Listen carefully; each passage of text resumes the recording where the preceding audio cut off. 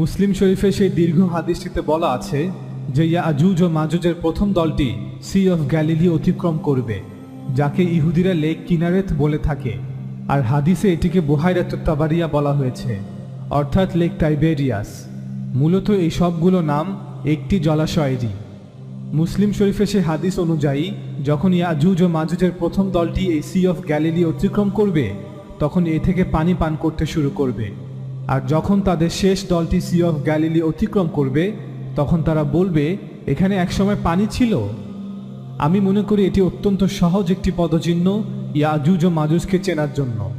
অর্থাৎ যখন আপনি দেখবেন যে এই হ্রদের পানির স্তর দিন দিন নিম্নমুখী এবং শুকিয়ে যাচ্ছে এবং পয়েন্ট অফ নো রিটার্নে চলে গেছে, যখন এই হ্রদটিকে আর রিভাইভ করা সম্ভব নয়, তখন বুঝে নেবেন ইয়াজুজ ও মাজুজের কারণেই এমনটা হয়েছে।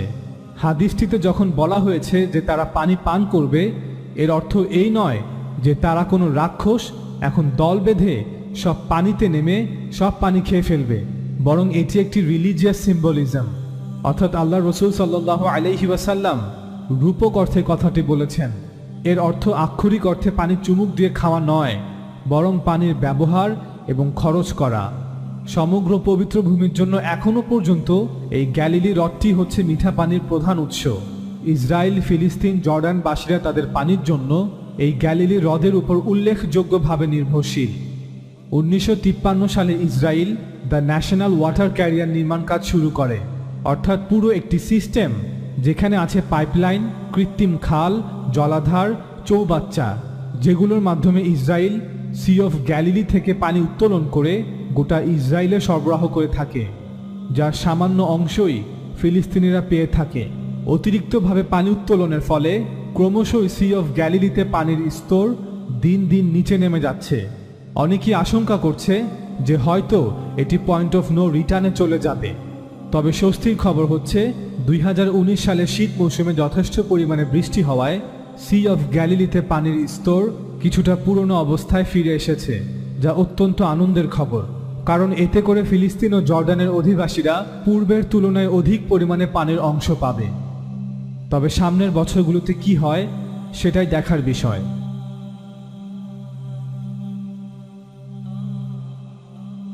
মুসলিম শরীফে তামিম দারি রাদিয়াল্লাহু তাআলা আনহুর হাদিসেও সি অফ গ্যালিলি সম্পর্কে একই কথা বলা আছে। তামিম দারি একজন ফিলিস্তিনি সাহাবী ছিলেন। তিনি খ্রিস্টান ধর্ম ত্যাগ করে পরবর্তীতে ইসলাম ধর্ম গ্রহণ করেন। তিনি রসুল সাল্লাল্লাহু আলাইহি ওয়াসাল্লামের কাছে এসে একটি ঘটনা বর্ণনা করেন, যা মূলত কোনো বাস্তব ঘটনা ছিল না, বরং তার দেখা একটি স্বপ্ন, যা তিনি রসুল সাল্লাল্লাহু আলাইহি ওয়াসাল্লামের কাছে বর্ণনা করেন। তিনি রাদিয়াল্লাহু তাআলা আনহু বলেন, আমরা 30 জন মানুষের সাথে একটি জাহাজে করে সমুদ্র পথে যাত্রা করছিলাম এবং আমরা একটি ঝড়ের কবলে পড়ে যাই এবং এভাবেই দীর্ঘ 1 মাস অতিক্রম হয়ে যায় এবং 1 মাস পর আমরা একটি দ্বীপের কাছাকাছি চলে আসি। তারপর আমরা একটি ছোট ডিঙ্গি নৌকোতে উঠে ওই দ্বীপে গিয়ে অবতরণ করি এবং সেখানে অবস্থিত একটি পরিত্যক্ত গির্জাতে আমাদের সাথে একজন সুঠামদেহী ব্যক্তির সাথে সাক্ষাৎ হয়, যার গলার সাথে হাত বাঁধা অবস্থায় এবং পায়ে বেরি পড়া অবস্থায় দেখতে পাই। আমরা বললাম, তুমি কে? সে বলল, তোমরা শীঘ্রই জানতে পারবে আমি কে। তারপর সে আমাদেরকে কিছু প্রশ্ন করল। তার মধ্যে একটি প্রশ্ন ছিল, আমাকে তাবারিয়া হ্রদ অর্থাৎ সি অফ গ্যালিলি সম্পর্কে বলো। আমরা বললাম, তুমি সেটা সম্পর্কে কি জানতে চাও? সে বলল, এখনো তাতে পানি আছে? আমরা বললাম, সেটাতে এখনো প্রচুর পানি রয়েছে। তখন সে বলল, আমার মনে হয় ওটা শীঘ্রই শুকিয়ে যাবে। সেই প্রশ্নগুলো জবাব দেওয়ার পর আমরা বললাম, তুমি কে? তখন সে উত্তর দিল, আমি মাসিহুদ দাজ্জাল। Thousands of years ago, Moses had to strike a rock to get water in the desert. Well, today Israelis are taking a slightly different approach, using technology and creativity. In Israel, the main sources of drinking water are the Sea of Galilee and 2 underground aquifers. In 1953, Israel started building the National Water Carrier, a system of pipelines, canals, and reservoirs that carry water from the Sea of Galilee to the rest of Israel. For centuries, the Sea of Galilee has inspired believers the world over.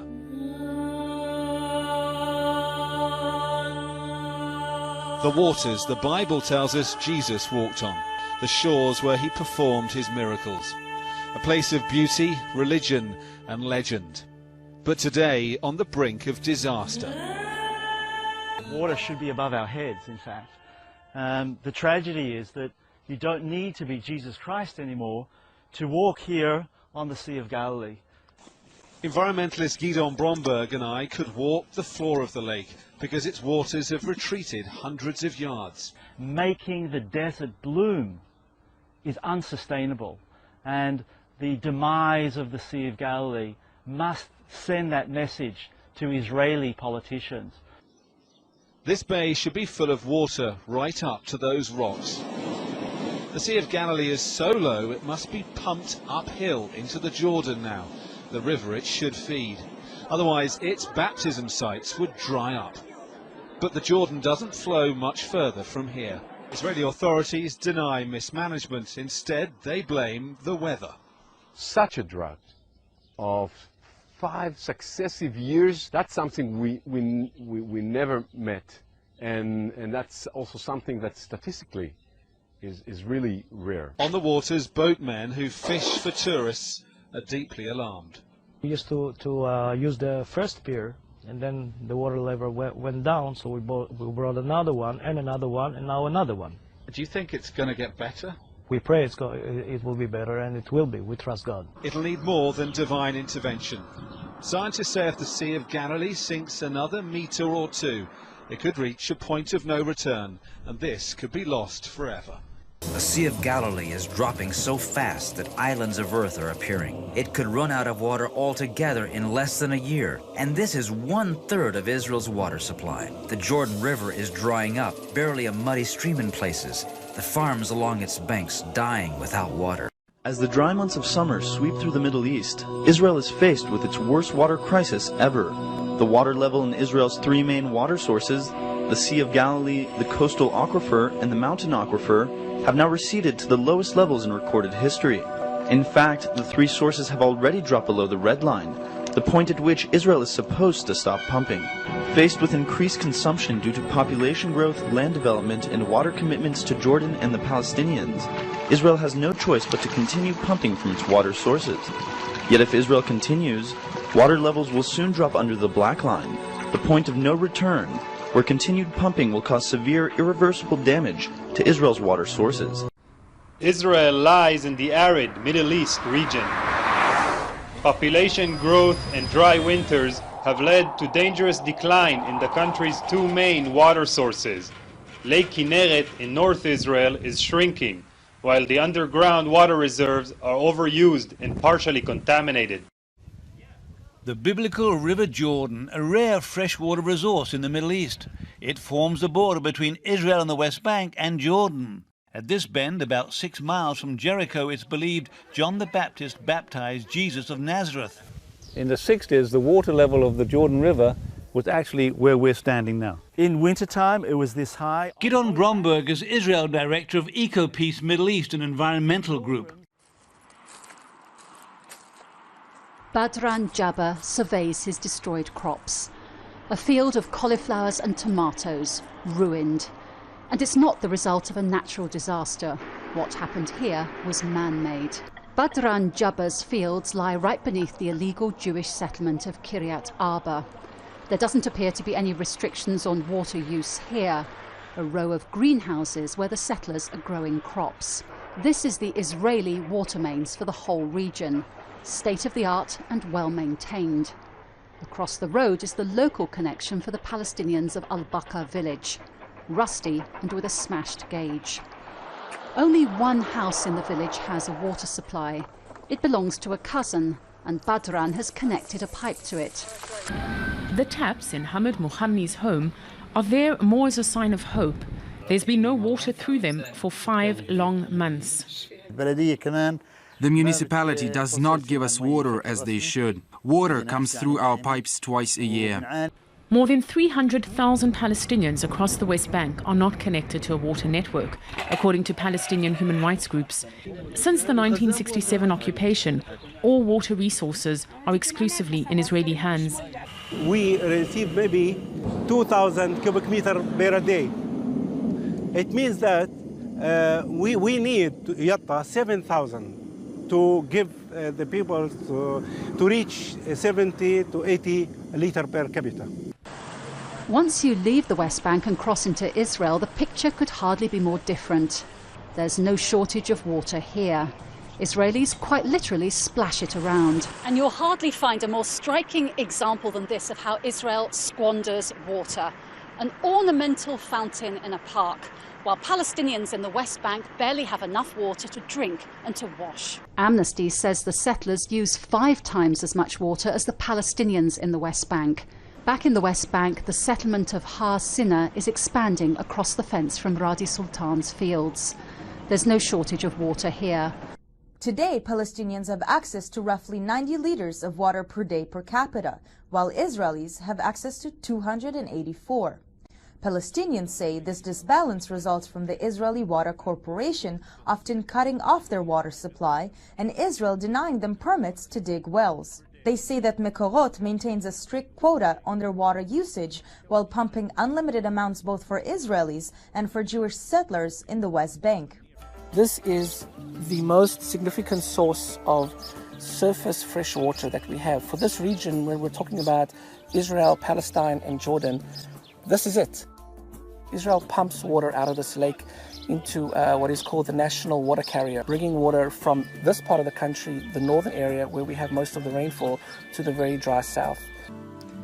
Munther, a water engineer, talked to us in Wadi Fukin, a Palestinian village surrounded by Israeli settlements. Water to us Palestinians, it's pumped by Israel, by the government of Israel. And the government of Israel is giving us less than 1/5 of what he's giving to his population. Cut off from the Sea of Galilee and the Jordan River, the Palestinians' only fresh water sources are groundwater and what they buy from Israel. Israelis use 3 to 4 times as much water as Palestinians, while Americans use 8 times as much.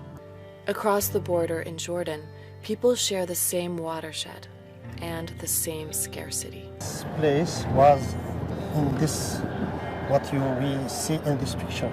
This is the situation of this place in 70s and 60s and 50s and the last century. It's disaster. A leading rights group claims Israel is depriving Palestinians of their fair share of the region's scarce water supplies, while settlers and other Israeli citizens splash it around. With the tap all but closed for residents of the West Bank and Gaza Strip. Some areas in the West Bank have had no water for the past 40 days, while the Israeli water company Mekorot has diverted their share to illegal Israeli settlements. Israel has announced that it has turned off taps to the Palestinian communities in the occupied West Bank, effectively leaving tens of thousands of Palestinians without any water supplies. Currently, water lines are empty in Jenin, several villages in Nablus, in addition to the city of Salfit and its surrounding villages. Israel has complete control over the region's water resources. It prevents Palestinians from digging wells and other methods to invest underwater sources. Palestinians are only allowed to dig wells with a specific depth in specific areas. They control everything regarding water. According to Amnesty International, nearly 200,000 Palestinians in the West Bank do not have access to running water. Gaza, which lies between the arms of the Mediterranean, is now a crisis water area. Most of the families in the Gaza Strip do not have access to water, both drinking and running. However, the people would now dig in the ground for any water if it works for them. We have nothing. We are sitting in the school. We have no water, no food. There are a lot of casualties in the school. We even don't shower. Now, Israel's national water company has cut off supplies to tens of thousands of Palestinians living in the occupied West Bank. Mekorot has decided to close the valves which supply major areas of the northern West Bank. The city of Salfit and surrounding villages, including Jenin, have been affected.